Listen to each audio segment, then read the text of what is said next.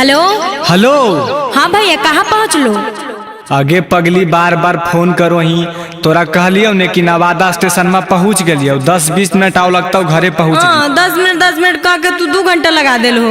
अरे तो ट्रेन में लेट ना हल में हम की कर सकलिए तू ही बताओ। आ रहियो? हाँ आओ जल्दी, ना तो ठीक नहीं हो तो। अच्छा ठीक है, आ रहियो तो घरे में सब तैयारी करके रख।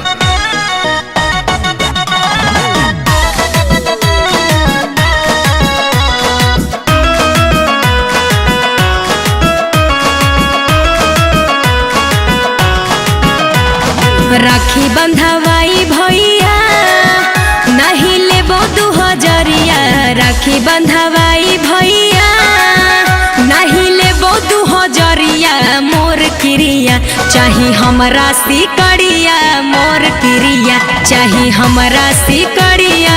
मोर क्रिया समझ लो। बांधे बहिन रखिया गे नहीं कादे फिक्रिया।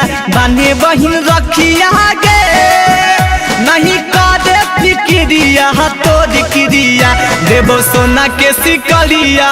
तोर क्रिया देबो सोना के सिकड़िया। तोर क्रिया देबो सोना के सिकड़िया। तोर क्रिया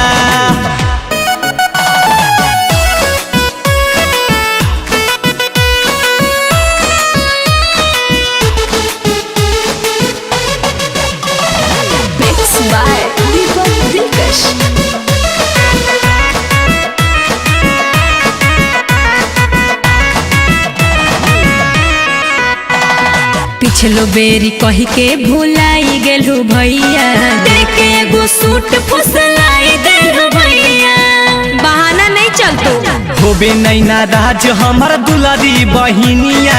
कर देबो फ्री सोना के दोकनिया। रूस जइबो भैया हो जदी करबो तो देरिया। रूस जइबो भैया हो जदी करबो तो देरिया। मोर क्रिया हमरा चाही सिकड़िया। मोर क्रिया देबे पड़तो सिकड़िया। मोर क्रिया देबो सोना के सिकड़िया। तोर क्रिया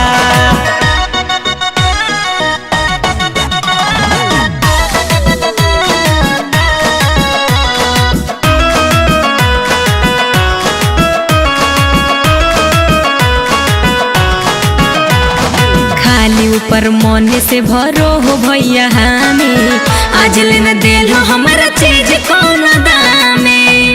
अच्छा सुन, मानो हियो तोरा बहिन जान से भी ज्यादा। जे चाही सब देबो कदो हियो वादा।